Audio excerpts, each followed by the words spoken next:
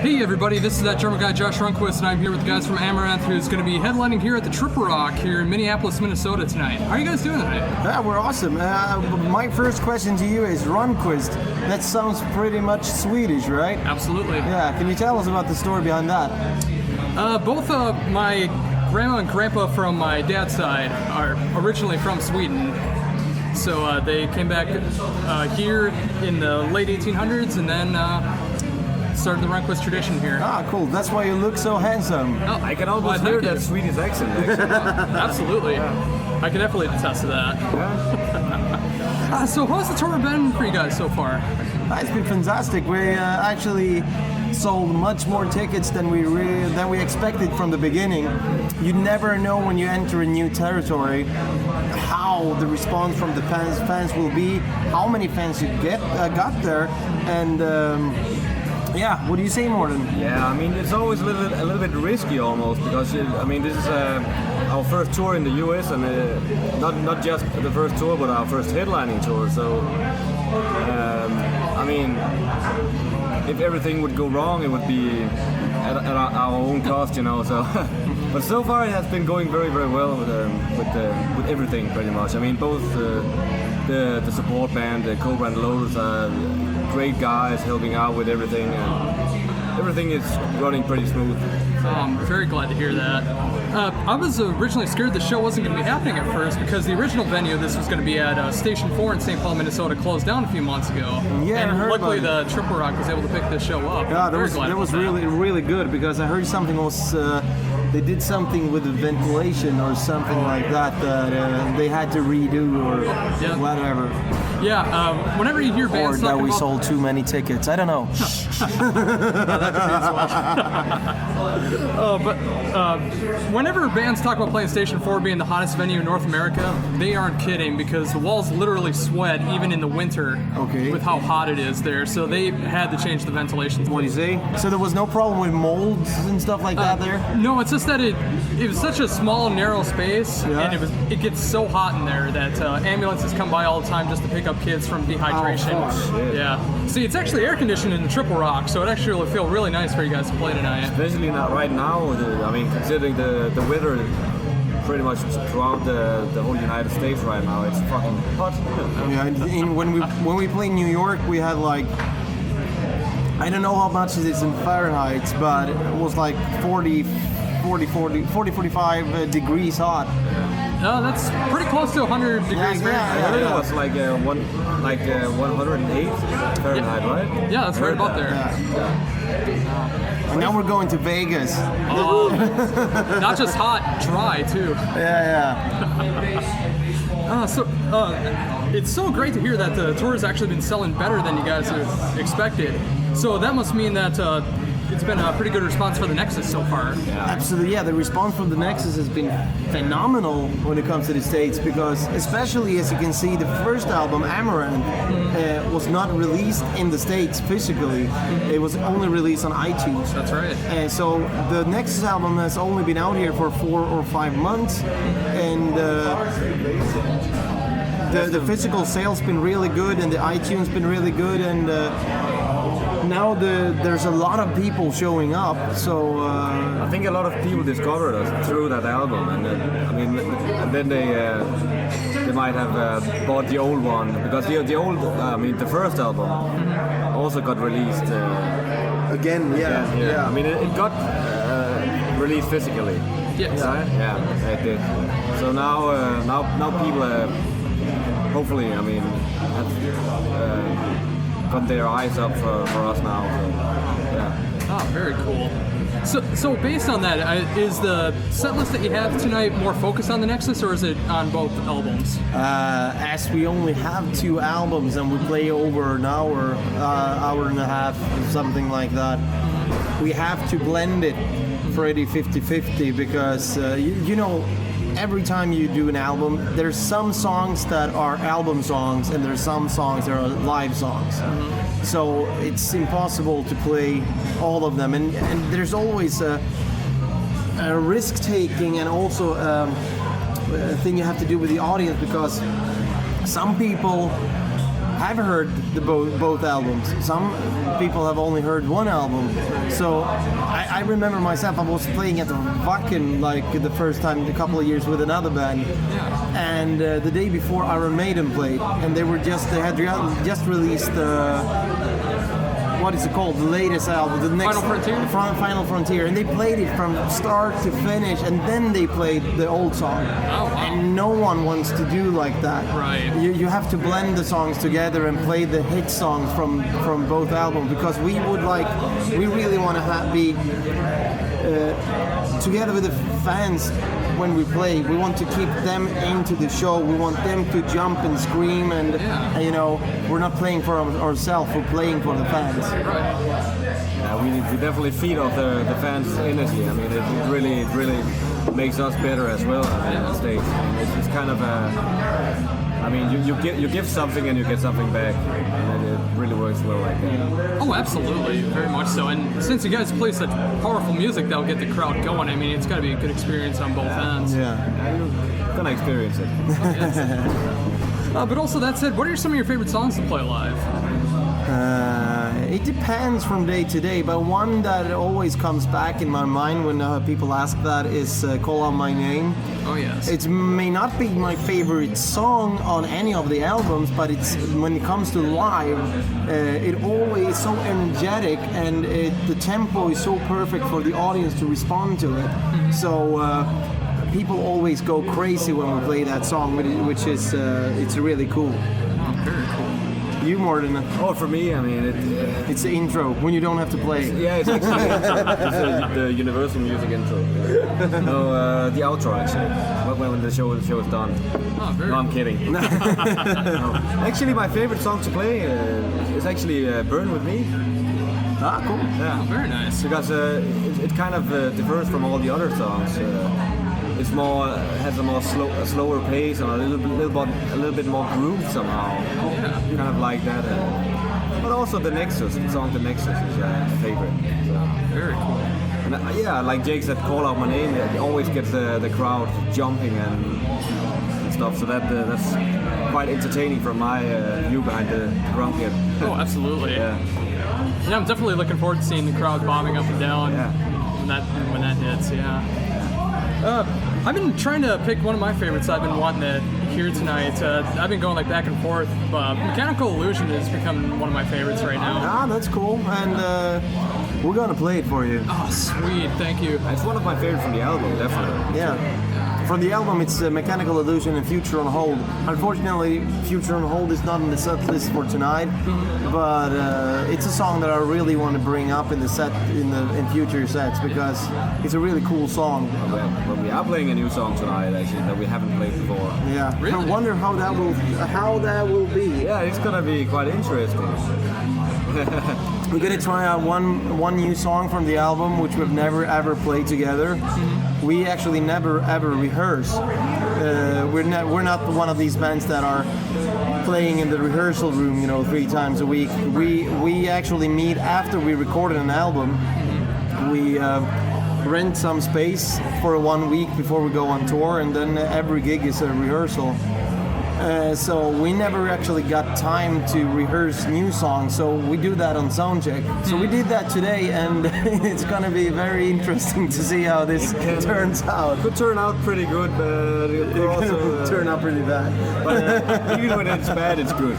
Remember that. Oh, absolutely. I mean, you never know unless you try. No, exactly. Yeah. We have to get it into the set list. That's the way it is. So you guys are gonna be what do you call it? Försökskanin.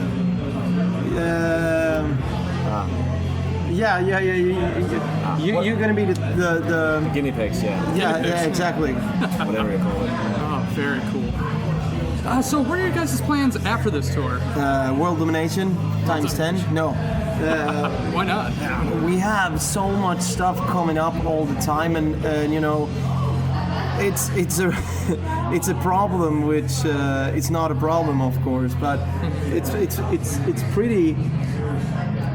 It's a luxury problem, because we have. Last year we played 120, 30 shows. The year before Very that. nice. Yeah, and this year we're up. I think we will end this year, if it continues like it is now, almost like 200 shows. Oh, very nice. So after this, we will continue to do festivals in Europe, and we probably go back to Japan. We will do some more festivals, some more shows around the world, and try to have some vacation. But then next year starts after December, and we will start doing a European tour again. We're going to do Japan again. We're going to do the States again. So we probably are fully booked till this time next year. We're actually doing like 2 world tours. Yeah. Very nice. Yeah. What are your favorite type of shows to do? Doing the festival shows, or do you like doing the headlining sets more? Personally, I like the.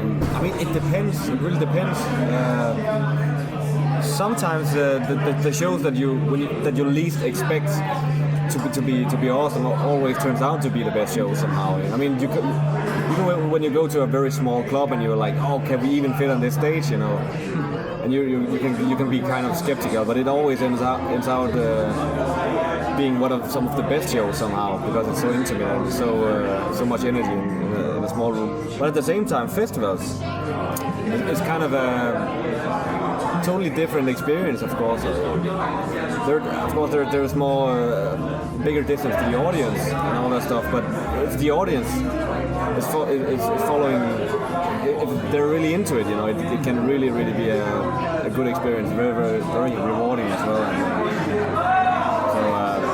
I mean, it depends. It really depends. I can't pick one. No, I can't pick one either. I mean, Japan play for 15,000 people, or at here in front of like 350. It's 2 different things. In front of 15,000 people, you have the giant stage. You can do a lot of artistic stuff, like using pyros, extra things, and blah blah blah. But when you come closer to the audience, you can high five them, and you can let them be more of a part of the show in another sense. Yeah. That's why I love this venue so much, because even though it looks small when you first get in there, when the crowd gets packed in there's no better experience. Yeah. What are some of your favorite bands that you like to play with, or for future tours, bands that you'd like to do shows with? I don't know. We have this joke that we usually say, and that is that we want to have Iron Maiden as an opening act for us. Yeah, I mean, it's probably gonna happen within the next few weeks. I actually interviewed one band who was actually serious about that, where they wanted Iron Maiden to open for them. Yeah? I won't say the name on air, but yeah. Okay. It was quite interesting. It's probably not gonna happen though. Yeah. He's gonna be disappointed. No, but it's really difficult actually to choose some. I mean, if we were to choose bands we want to be a support band to, I mean, of course we would love to support Iron Maiden or Metallica, some really big acts. Of course, that would be the ultimate tour, probably. Yeah.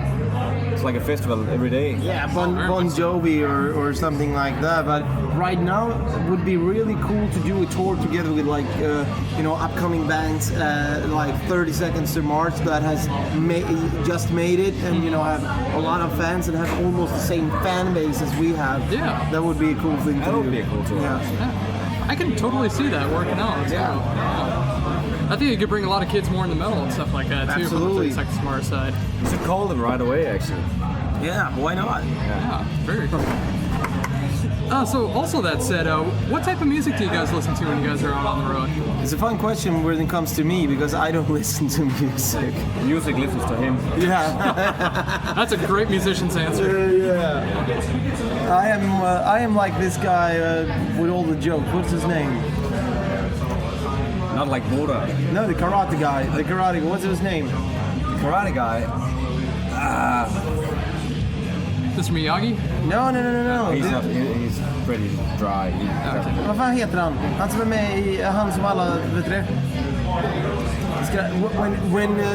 How many push-ups can you do? And he's asking, he's saying, I can do them all. Oh, Chuck Norris. Yeah, Chuck Oh, Norris. Chuck It's like- Norris, yes. It's like a Chuck Norris thing.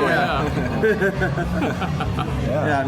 Yeah, I don't listen to music. Music listens to me. Like Chuck Norris. That's awesome. Oh, I listen to a bunch of stuff. Everything from jazz to death metal. And I mean, at the moment I'm listening to a lot of like electronic jungle drum and bass stuff actually. And I also listen to the latest Darkin album, which is a fucking killer album. Oh, it absolutely is. Yeah, song work and yeah, I'm kind of that kind of stuff. That's what I'm really into. I mean, in the metal. Well, I'm glad to see that kind of versatility too, because it helps as a musician not sticking to just one style of music to listen Exactly. to. Yeah, definitely. Man, when I do listen to music, my girlfriend's crazy about music. She's like, I think I uninstalling Spotify. I don't know if you have Spotify here in the States, We do. but I think I've been uninstalling it like 10 times on my studio computer because like I don't like it sucks all the energy in the computer. But sometimes when she's listening, of course I'm listening to it, and she's also bringing me new perspective to new songs and new bands because I'm not there to, I don't search for new music anymore. Right. You have to listen to I mean, when you listen to some new music and new songs, you have to listen to it at the right time somehow. I mean, it's like when you buy an album, you might not like it immediately, but then you put it on the shelf, and then you might give it a chance, like a half year after, and then it all kind of opens up and you get it somehow. I mean, it's really about listening to it at the right moment sometimes. That's how I feel, at least. It's a very true statement. That's why it's a pity with the digital downloading and streaming at the same time, in my opinion, because you listen to something and you decide in like 5 seconds if you like this song or not. And if you don't like it, you're never gonna come back to it. But if you buy an album, it's always gonna be standing there on your shelf and reminding you that it exists. You might actually put it on like half a year after you bought it, and then you get it. That's very true. Yeah. I mean, there always could be that album that you just even forget about because you have it on the shelf, and then you come back to it, and then you discover something new out of it. Oh, exactly. Yeah. Cool. So just to wrap things up, I know you guys got some good foot in you before you guys go on stage tonight. Is there anything else that you'd like to bring up that I've not brought up yet? Yeah, I don't know. Can you get us visas so that we can live here? Yeah, I think I have a few $1,000 Because on me. no, but like I got a lot of hundreds of thousands of dollars on me, but A lot of $1 bills. What's up with that? Why do you get so many $1 bills every time you buy something? Yeah, I've noticed that a lot too. It's just like the 1, 5, 10, 20, 50, 100. Those are the main bills that we have here. Das Essen ist hier. das Essen ist nicht. What? I don't understand. I think the food is here. Ah, Yeah. Special guest walk in I from don't know. Swordburn. I probably want to add that we really want to come back here, and we hopefully do that next year in like March, April, something like that. Maybe we tour with a bigger band, or maybe we'll do a tour like this again. We don't know. But we love the States, and it's been amazing so far, the first week of the tour, and we got another week coming up now, and just hope that more people starts listening to us here and give us a chance. Well, I'm definitely hoping this interview will be a part of that as well, because you guys are just so damn awesome, and I can't wait to finally be able to see you guys live for the first time. Thanks, man. Thanks for Thank those you. words. Thank you, and thanks again for doing the interview, and I wish you guys all the luck for the rest of the tour and everything that you guys got coming up. Thank you very much, man. Yeah, thank you guys very much. See you after the show. All right. And you're listening to That Drummer Guy. Oh, that drummer guy. I like that drummer guy, man. Drummer guy. Oh, That the drummer drummer guy. I like that drummer guy. He's like the best. And thank you. Okay, so you say I'm Morton. I say I'm Jake, and we're from Amaranthe. And you say you're listening to That Drummer Guy. Drummer guy. Hey, I'm Morton from Amaranthe. No. You say you're Morton. I say Jake. We're from Amaranthe, and then you say yeah. I'm Morton. I'm Jake, and we're from Amaranthe.